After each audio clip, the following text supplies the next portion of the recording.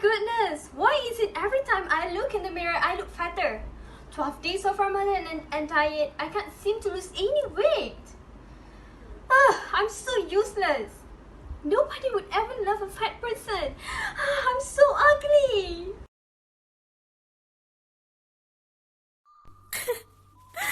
We can see you and my dad in front of the mirror. It's you, lah? Oh my god. So fat. Who mistake you for a whale. You're fatter than everyone else. And yet, you still want to eat more? Girl. My god.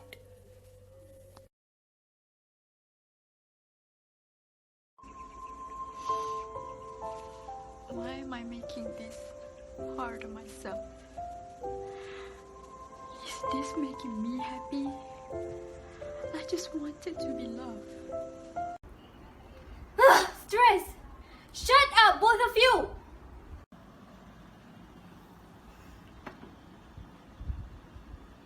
No, I don't want to eat this food. This food is fattening. Let me just scroll through my feed instead.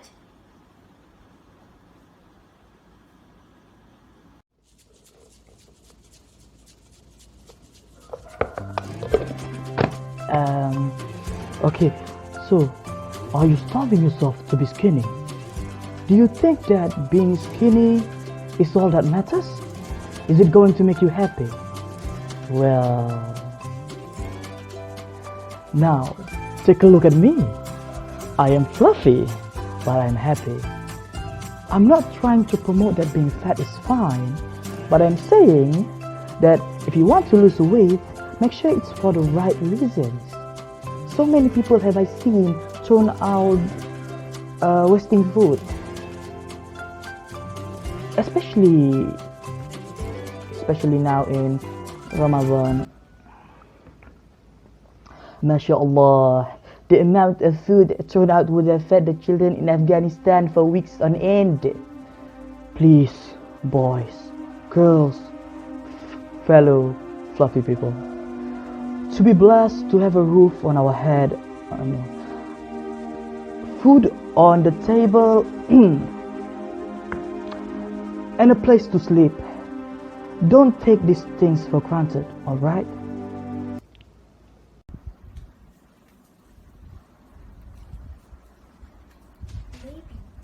Maybe he's right. I shouldn't starve myself just to be skinny.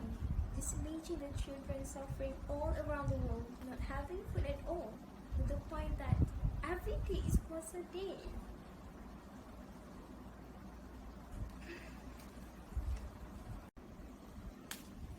I shouldn't take things for granted anymore. Oh, those poor children.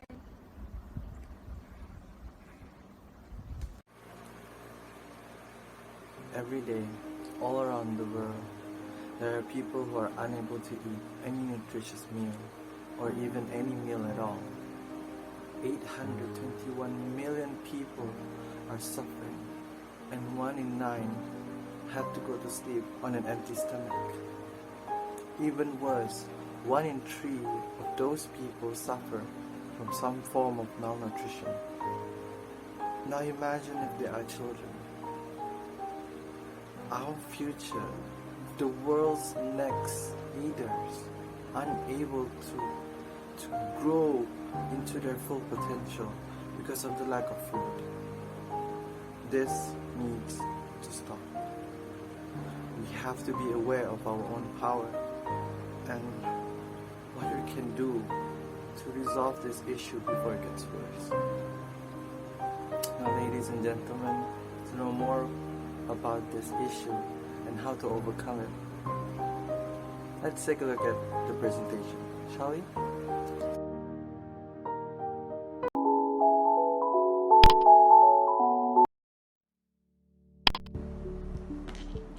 Assalamualaikum and good evening to our beloved lecturer, Dr. Khadijah, and my fellow friends. So, do all of you get the gist of our presentation by watching the video? Okay, but first, let me introduce myself and my respected team members. Okay, I'm Nadia, the first presenter.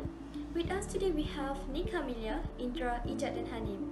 Okay, the topic that we will be presenting is about Sustainable Development Goal 2, which is Zero Hunger. Next, let me explain to you guys about the outline of our presentation. First thing first, I'll be introducing you about the topic and the objective of the Sustainable Development Goal 2.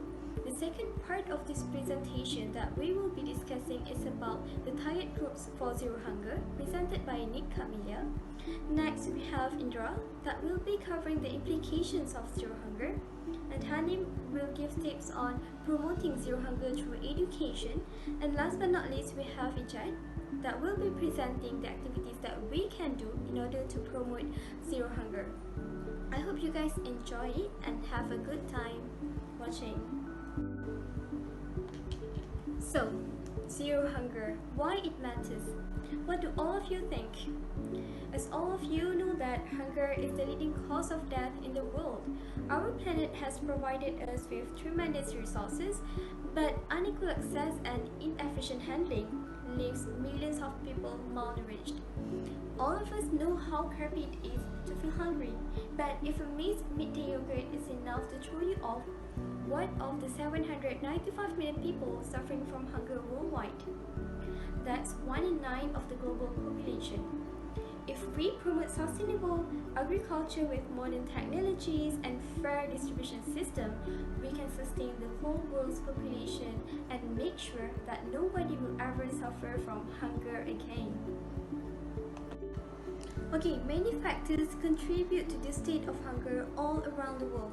The reasons are complex and varied and are often interconnected. Sustainable Development Goal 2 and Sustainable Development Goal 1 are intrinsically linked. Over 70% of the world's extreme poor live in rural areas. They rely on agriculture as their main source of living, struggle to access productive resources, and are highly vulnerable to climate and other shocks. They are often the first victims of natural resources degradation and are impacted by a crisis more severely than any other segment of population. The world is facing an unprecedented number of protracted crises where progress to end poverty and food insecurity is threatened or reversed, and where prolonged targeted support is needed to address immediate needs as well as to enhance the resilience of populations and ecosystems. In the context of rapid urbanization, accelerating efforts around Sustainable Development Goal 1 and Sustainable Development Goal 2 also requires efforts to improve urban-rural linkages through investment in food systems capable of supplying urban markets with nutritious and affordable food and expanding economic opportunity for rural and pre-urban populations along the supply chain. Okay, next, what is Zero Hunger? It is a profound change of the global food and agriculture system is needed to nourish today's 795 million hungry, plus the additional 2 billion increase in global population expected by 2050. Okay, what is the goal of Sustainable Development Goal 2? The goal here is to end hunger, achieve food security, and improve nutrition and promote sustainable agriculture. Sustainable Development Goal 2 highlights the complex interlinkages between food security, nutrition, rural transformation, and sustainable agriculture. Sustainable Development Goal 2 links the eradication of hunger and of malnutrition to a transformation in agriculture and food system, and to the empowerment of rural people, women and men alike, as critical agents of change. Global Goal 2 aims to end that. It wants to end hunger and malnutrition by 2030 and ensure access to safe, nutritious, and sufficient food for people worldwide. This goes double for people already living in poverty or in vulnerable situations like infants. In order to make this happen, Global Goal 2 also addresses food production. Goal 2 includes increasing investment in agriculture research and development, ensuring sustainable food production, and improving agriculture trade and food markets. Basically, Global Goal 2 is about making sure that the world has enough delicious and nutritious food to eat, and that everyone gets a healthy serving. Okay, move on to the next slide. Why it matters? Extreme hunger and malnutrition remains a barrier to sustainable development and creates a trap from which people cannot easily escape. And this is more than a grumbling tummy hunger. This is hunger that results in malnutrition and preventable death, hunger that affects the physical development of children, that endangers pregnant women and babies, that negatively impacts the quality of children's education. So this is the kind of hunger that makes world hunger the single biggest risk to global health. Okay, next. As you can see here, this is the Hunger Map 2018, from Africa and Asia to Latin America and the Near East. There are 821 million people in the world who do not get enough food to lead a normal and active life. It is the number of undernourished people reached in 2017. There is 22%, which nearly 150 million under 5 were still stunted and they were too small for their age due to insufficient diet. 1 in 3 women of childbearing age suffer from anemia. Moreover, the climate variability and extremes are among key drivers of hunger. Last but not least, there are 26% of workers are employed in agriculture. Okay, everyone, how many hungry people around the world? New evidence continues to signal that the number of hungry people in the world is growing. Hunger has been on the rise over the past 3 years, returning to levels from a decade ago. This reversal in progress sends a clear warning that more must be done and urgently if the Sustainable Development Goal 2 of Zero Hunger is to be achieved by 2030. After decades of steady decline, the number of people who suffer from hunger, as measured by the prevalence of undernourishment, began to slowly increase again in 2015, for too many individuals are suffering from hunger and undernutrition. Nearly 690 million people are undernourished, 144 million children suffer from stunting, a sign of chronic undernutrition. 47 million children suffer from wasting, a sign of acute undernutrition, and in 2018, 5.3 million children died before their 5th birthdays, in many cases as a result of undernutrition. The world is not on track to achieve zero hunger by 2030. If recent trends continue, the number of people affected by hunger will surpass 840 million by 2030. At the current pace, approximately 37 countries will fail even to reach low hunger as defined by the KHADIJAH severity scale by 2030. Worldwide hunger is at a moderate level, according to 2020 Global Hunger Index. Underlying this average are major challenges in particular regions, countries, and communities. So, to find out more about Sustainable Development Goal 2, let us continue our presentation with the target groups for Zero Hunger. So, I think that's all from me. Thank you, everyone.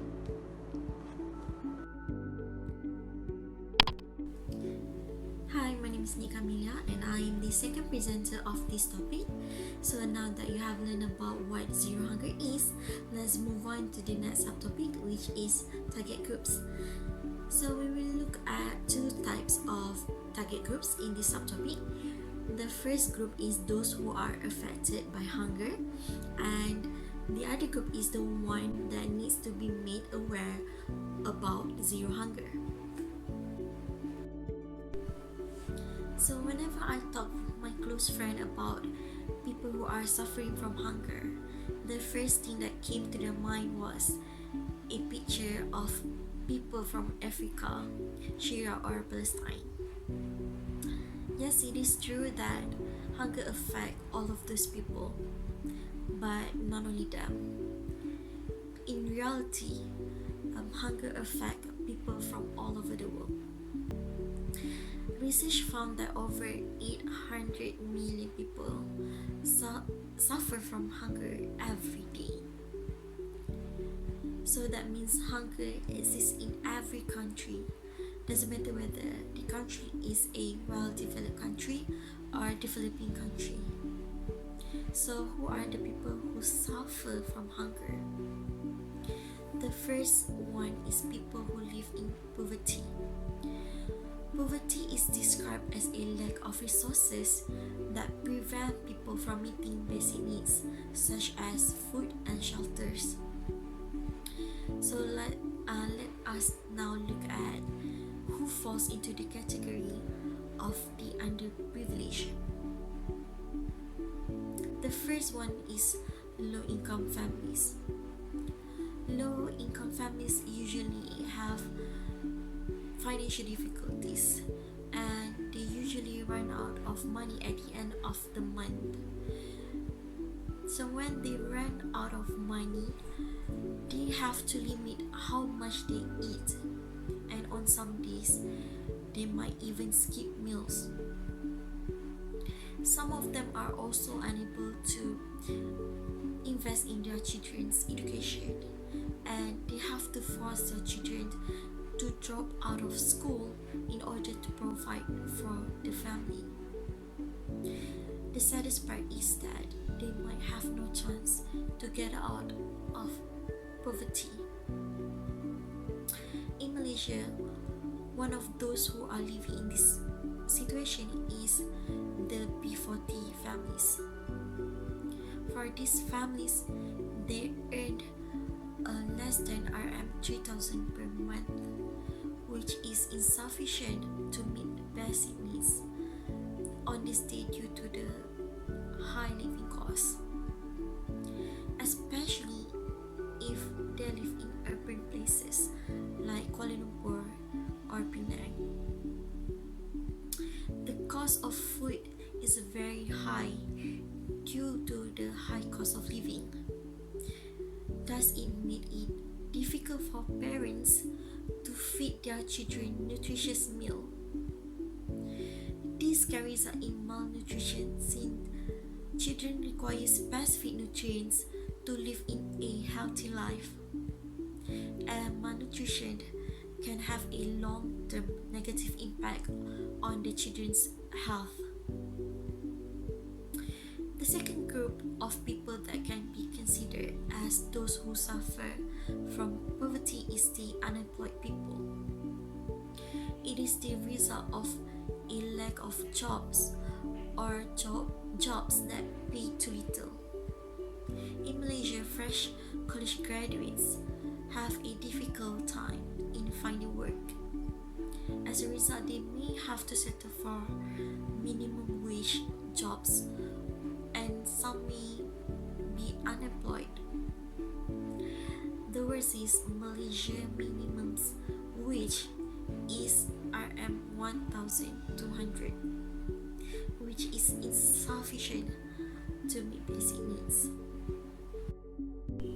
Okay, now let's move our attention to the second group of people who are suffering from hunger, which are the farmers, fishers, indigenous people, and pastoralists. So this community is affected by natural disaster and climate change. Why?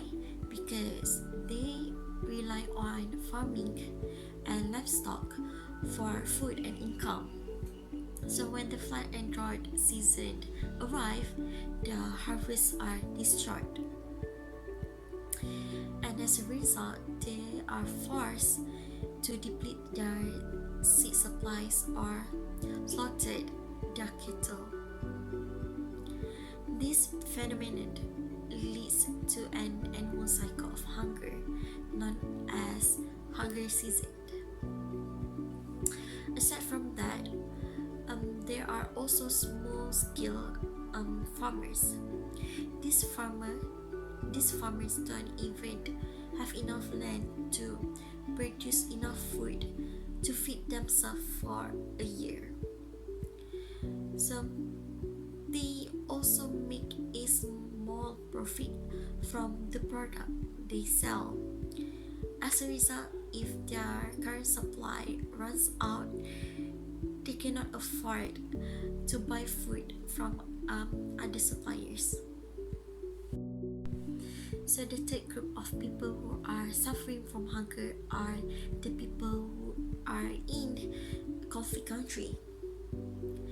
So when war occurs, people are uprooted from their home. Then people lose their possessions. As a result, food production are on decline. Wars also have economic impact. This makes people who are vulnerable to malnutrition are even more vulnerable. Last but not least, women and girls are also among those people who are suffering from hungers. This is due to gender inequality. Gender inequality actually leads to greater malnutrition. What caused this to occur? Well, it is because women in countries with patriarchal systems such as in the Middle East or in India, they have little access to education and very few opportunities to make a living. Furthermore, if the women are farmers, the majority of them do not have their own resources, such as land capital. Gender inequality is also one of the reasons why women farmers have fewer productive than men. Besides, they are also struggle with the double burdens of working and raising children. Now let us move on to the group that needs reality check about zero hunger. The first group is governments from all countries. So the governments should develop more agriculture promotion strategies. It is because agriculture is one of the best methods to prevent hunger. It is also critical for a country's economic health. Agriculture provides majority of raw materials. It is also essential to major industries such as pharmaceutical manufacturing and diesel fuel production. Next, government must fight corruption, which is a serious hindrance to development. Government should put an end to land grabbing.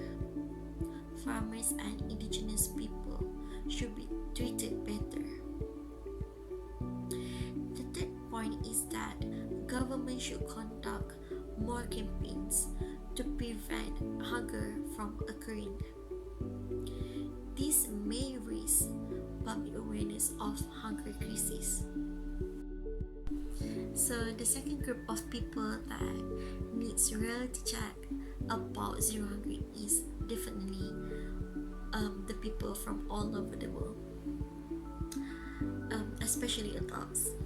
Why? Because we need to ensure that everyone, especially babies and children, has enough safe and nutritious food to eat. In order for them to have a bright future, we must make the world a better place for them. Aside from that, a hunger-free world can benefit our economies, health, education, equality, and social development. It is a vital step in ensuring a brighter future for all. I think that's all from me.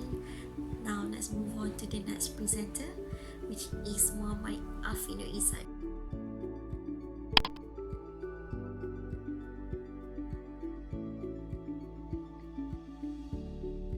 zero hunger is something that is happening all around the globe, and some of us may not even realize it, but there are some countries that struggle in order to just get a day, just to get one meal a day, or maybe some are even aching just to get a piece of bread.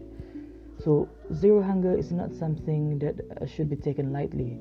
So we're going to look at some activities that have been done and could be done in order to help solve zero hunger. Okay, so in order to help make these activities a reality, we need to first look at a few aspects that could help make people understand how important zero hunger really is. So these activities can be done both in schools, educational institutes, or in society in general. So first we're going to look at the educational part of the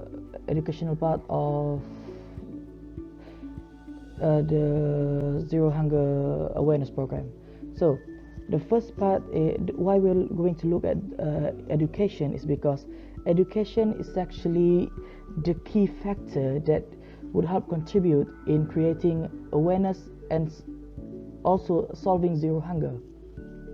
Okay, so what are the activities that could be done to help solve zero hunger? Okay, so the first activity that could be done is by creating awareness on zero hunger. So how do we go about trying to approach this matter? So one of the things that could be done is by creating awareness campaigns to help the students, starting from students and teachers, to help them realize how important knowing about and solving zero hunger actually is. And another aspect of education that can be done is by creating functional and adaptable food systems in the school. So some schools, they try to develop their own agricultural farms and create create their own food systems to help them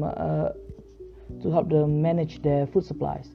So this is an important aspect because it allows them to increase their food production, thus solving the problem of zero hunger within their own school society. So by education, we can do many approaches and help create awareness towards zero hunger. And another thing that schools can contribute to is schools or educational institutes can contribute to solving zero hunger is by providing agricultural knowledge and training for the people around the community. So these are just some aspects that can be covered by educational means. And another form of activity that can be done under the educational field is by creating a health awareness club in schools or their own educational institutes. So these clubs could manage activities or weekly or daily programs that could help make people realize the importance of knowing about zero hunger. So some sample activities that can be done under the club's name is Hunger Awareness Week, or they could also provide agricultural training and activities that could help teach the students in a way to learn about zero hunger and know how to solve the problems regarding zero hunger. So by creating this health awareness club, it helps us to realize how important hunger awareness actually is. So the school education is the biggest factor that could help both prepare and solve people to face zero hunger.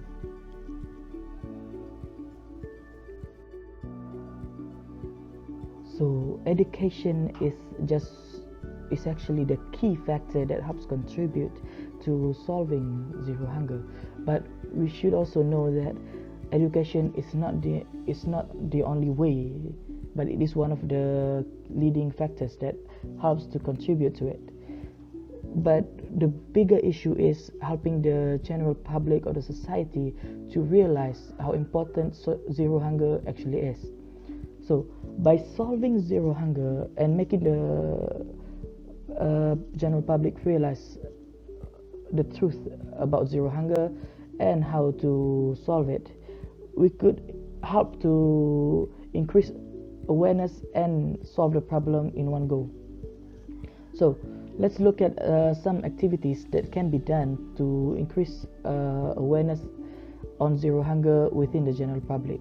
So again, one of the most effective ways to help solve zero hunger is by creating hunger awareness campaigns. So this type of campaigns can be done in order to help promote understanding on what is actually happening all around the world. So what zero hunger actually is and how or what can be done in order to help solve these types of problems. So by creating hunger awareness campaigns, we could help the general public to realize what is actually happening. Why is zero hunger so important? So by making awareness campaigns, we could help them realize that and also understand what they can do in order to help solve this problem. So creating awareness within the society would lead to better understanding and better cooperation with both the government and the general public. So these awareness campaigns could really help solve problems regarding zero hunger. And another activity that could be done is the same as in this one also relates to the educational field, but because it refers to the activity of providing agricultural training and education for people that actually people or countries that are in dire need of agricultural knowledge. So by creating or introducing these activities to them, we can help to improve their food sustainability and help them to solve whatever problems they might face regarding zero hunger. So by having sustainable food, it could ensure them to solve their problems regarding zero hunger. And another reason for providing agricultural training and education is because it helps them to create adaptive and functioning food systems. So with the help of proper agricultural training and education, not only will they have a sustainable food supply, but they will also be able to create food systems that will help them to manage the food supplies and prepare for whatever climate change or other agricultural problems that they might face. So through education and training, it will help them to solve the problems regarding zero hunger. And the final activity or the most extreme approach would be government intervention. Government intervention is the last resort, because through government intervention, it is an effective way, but it's not a long-lasting method. So the government might be able to help with food supplies or other help, like such as providing food, water, and also first aids or any health related issues, but they can't always do that. So government intervention is something that is being done, but it's not the best way to solve issues related to zero hunger. So the main thing that could help solve zero hunger is by helping the society or the general public itself to create social change. Social change is the hardest thing to do, but it is the most effective way because it helps us realize and understand how important zero hunger is and what can we do to actually solve it.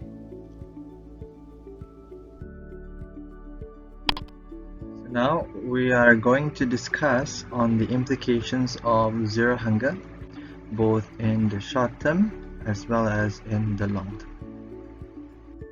Now let's take a look at the implications of zero hunger within the short term.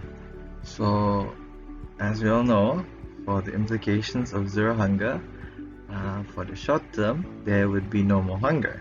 That's the short term that we are trying to achieve. And as well as a healthier lifestyle for the people who are suffering from poverty, from the lack of food or the lack of meal every day.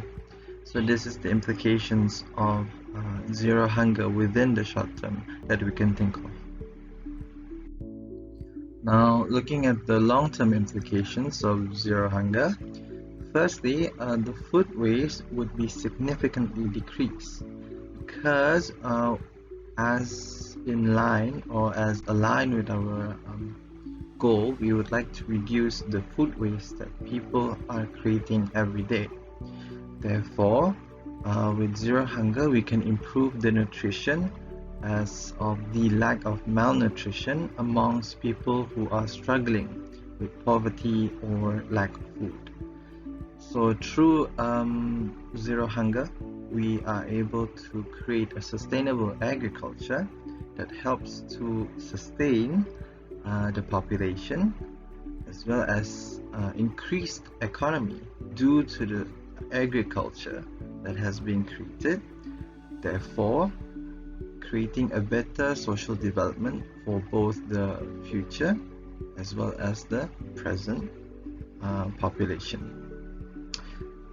Another thing is the healthier lifestyle that people will experience when our goal is achieved. So these are the implications of zero hunger within the long term. Now let's take a look at the negative implications if we do not achieve zero hunger. So firstly, the negative implications here, the short-term implications, is that the malnutrition of children doesn't stop. We are experiencing this kind of issue right now, but it's not going to stop if we don't achieve our goal. And achieving our goal helps not only to improve the lifestyle of others, but at the end of it, our own lifestyle would actually improve as well. The other short-term implications of the negative implications of not achieving our goal is the food waste. The food waste would remain the same, and it's going to be increasing each and every year. Just in America, they waste roughly 40% of their food, and America is a big country. It's bigger than Malaysia, but just imagine the amount of people within America. 30% of people within America accounts for around 10 million people. Just the sheer amount of food waste from one country is almost enough to cover the whole land of a small country. And this is just one country. What about Malaysia? What about our neighbors, Indonesia and the rest? The food waste is enough to feed people on weeks on end. And if we don't take the first step, if we don't realize how much power that we actually have in this issue, it's going to be a very, very rough future, not only for us but for our children as well. Now, taking a look at the long-term implications of not achieving zero hunger goal, our SDG goal number 2 is the stunted growth of future adults. These are the children who are right now experiencing the malnutrition, the poverty that they're having right now, and it's going to affect their development both mentally and physically. and mentally it affects them not only within their cognitive development, but also their affective development, their emotions. When someone is not raised in a very sustainable environment, there are going to be consequences, and those consequences would eventually create enough effect or a ripple effect that can affect not only the children or the adults of a country, it's going to affect the whole world. So if we don't take our own powers, our own rights within our hands right now, it's going to spell out a very dark future for our children. And if you can see there, once again we have stated that food waste is the long-term implications. As aforementioned before, the amount of food waste being wasted each year, and it's increasing. It's astonishingly large, the amount. And these food, have you ever wondered where all of these food goes? Like, oh, I didn't finish this rice today, I didn't finish this donut today, I'm just going to check it out in the garbage can. Where do you think it goes? It goes to the river, it goes to the sea, it goes to maybe perhaps a patch of land that is prepared for garbage disposal, but it's not going anywhere. It's not being processed into another sustainable or reusable material for the future. No, it's just going to rot. It's going to rot there and take up space, valuable space. Because let's face it, humanity is facing another issue of overpopulation. There's too many of us. Frankly speaking, there's just too many of us in this small world, and the life expectancy of people are increasing. Older people takes longer to pass away. I'm not saying it's a bad thing. I'm just saying that the longer we stay and produce our kith and kin, the smaller the space we have, not only for ourselves but for our children as well. And on top of that, there's the food waste, and on top of that, there's also the garbage that we are producing every day. And where does all of this food waste, this garbage go?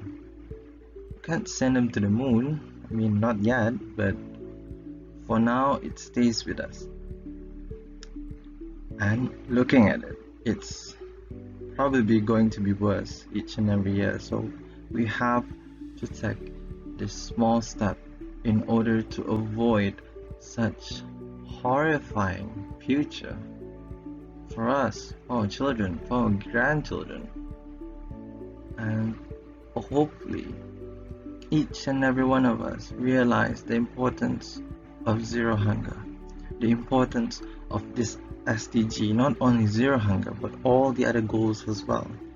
That's the reason why we're trying to do this, and hopefully people realize the implications, the effects of these goals, not only in our lifestyle but others as well. It's monumental for the humanity, for the humankind. So thank you so much for listening for the implications. Let's move on to the next presentation. Thank you.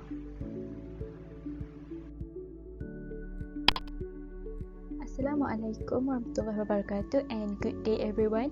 I am Nurhandimiti SAHABUDDIN, and I will be the last presenter for this topic. Okay, so now let's take a look at SDG 2, which is zero hunger, and let's see how we can promote this into education. Now let's take a look on why education is important in promoting zero hunger. As we all know, education is the key to acquire the necessary knowledge to increase agricultural production and the income of small farmers, especially women and indigenous people. And while we are doing this, we need to respect the environment, the biodiversity, and the resources of each region.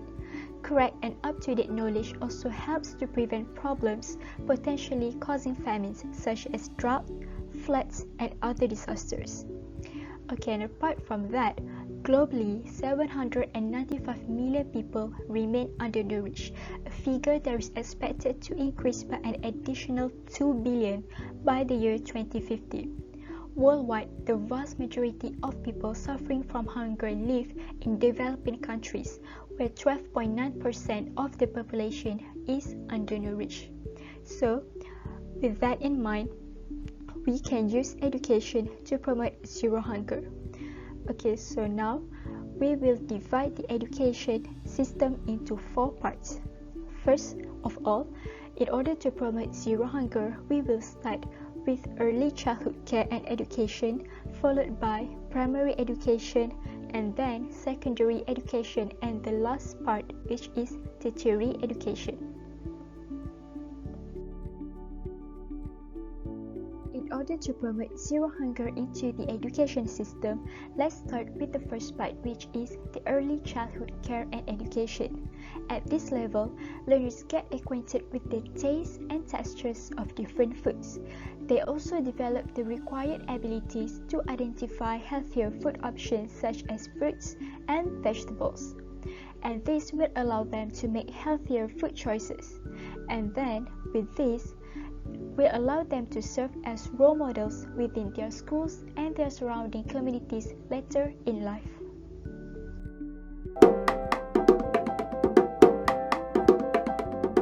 Hello, this is Alvaro, a cocoa farmer from Belize.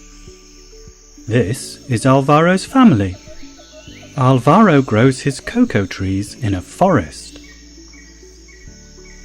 They don't like bright sunshine, so the taller trees help to shade them. Lots of other animals live in the forest: toucans, squirrels, woodpeckers, and gibnets. Some of them like to eat the cocoa beans. So Alvaro grows other fruit trees like bananas and mangoes for them to eat instead. The cocoa pods grow on the trunk of the tree. When they are ripe, they turn orange or red. Then it is time to pick them. Alvaro uses a special tool to take them off the tree and puts the pods in a big pile on the forest floor. He splits them open with a rock and takes out the beans. Then they go into big boxes, where they stay for 6 to 8 days to ferment. They get very hot, which stops the beans from growing and helps to prepare the lovely chocolatey flavour. After this, Alvaro lays them out in the sun to dry for 6 days. When they are dry, the beans are put into sacks and carried on a lorry to the port. They are taken by ship across the ocean to be made into tasty chocolate bars. Remember Alvaro and his cocoa trees next time you are enjoying some tasty chocolate.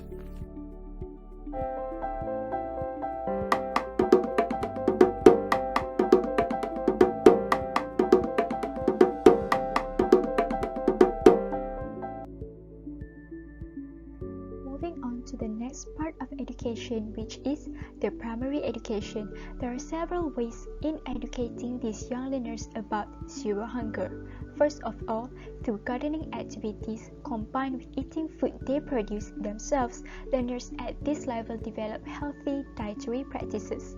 They also develop the required ability to read and interpret labels, ingredients lists, and health labels. Furthermore, they learn to appreciate indigenous and local perspectives on ways of living together and using existing resources in sustainable manner.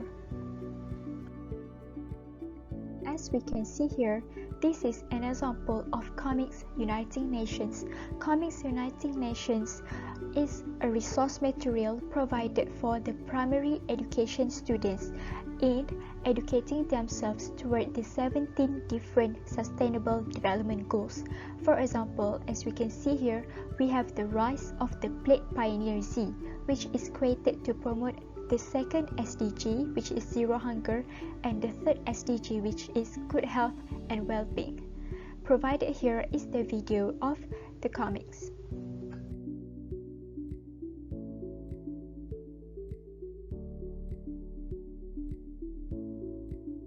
Moving on to the next part of education, which is the secondary education. Similar like the previous parts before, there are several ways that we can do to teach these young learners. First of all, food and nutrition sciences teach learners at this level how to identify the ways in which physical factors such as geographical location, growing seasons, or food markets influence good food choices. Subsequently, they learn to plan menus and select and prepare foods, taking into consideration economic, geographical, and seasonal factors. These factors affect the availability of ingredients. So by teaching them these important criteria, these young learners will become conscious citizens who are aware of zero hunger, and thus they will reduce food waste and loss. Here are some ideas for classroom activities for secondary education. These activities are taken from the United Nations Resources for Educators in Educating the People about the 17 Sustainable Development Goals. As we can see here, this is an example of the Global Project Ideas. Global Project Ideas is a tool that focuses on the use of STEM knowledge and skills in helping to reach the Zero Hunger Goal. This tool is created by an organization called as Practical Action. As we can see here in this template, we can see that here are some examples on the techniques for different project ideas that the secondary school students can carry out, such as growing food as well as processing and storing food. For growing food, some of the techniques that are highlighted here are the irrigation, multiple-use water systems, turning compost into food, and growing on flooded land. Meanwhile, the techniques that are highlighted here for processing and storing food are the refrigeration through a technique called zero pots, as well as drying, making and turning juices and drinks, and also preservatives. Here are the example of ideas that these students can do to create their own projects in achieving the Zero Hunger Goal.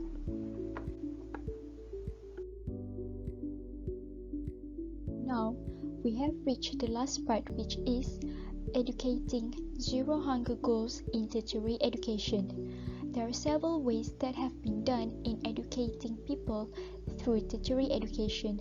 First of all, institutions worldwide are assessed in Times Higher Education Impact Rankings for their commitments towards the United Nations 17 Sustainable Development Goals.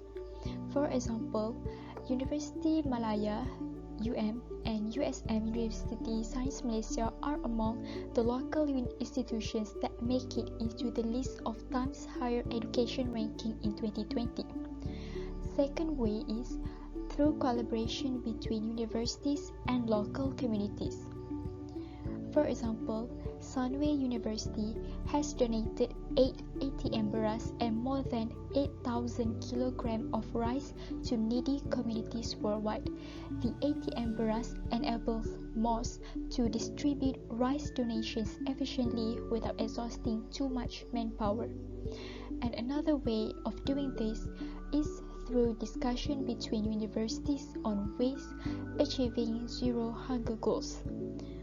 Okay, for example, on April 28, 2021, a panel discussion has been held, co-hosted by Earth University with faculty experts from UC Davis, Earth University, which is located in Costa Rica, Newcastle University, England, and Stellenbosch University in South Africa. This panel discussion focuses on agriculture, food, nutrition, and related global issues. They also discuss how their work have impacted the UN Sustainable Development Goal, especially for zero hunger. And then through this discussion, they will share their updates on the valuable work that have been done at each university to address global hunger and malnutrition, as well as areas of focus and concern for the next decade. So there we have it, the three ways that have been done in promoting zero hunger for tertiary education.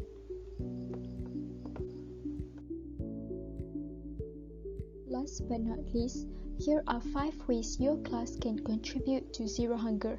First of all, you can ask your students to find local experts such as nutritionists or local farmers who fight against food insecurity at front lines. Second, you can ask your students to sharpen their critical lens about malnutrition and global hunger through discussion in classroom. Third, you can ask the student to grow the network to bring awareness to the public about zero hunger on social media. Fourth, you can ask your students to connect themselves to homegrown food by teaching them how to grow their own crops. And lastly, you need to teach your students to reduce food waste at school and local communities so that zero hunger goal can be achieved. Thank you.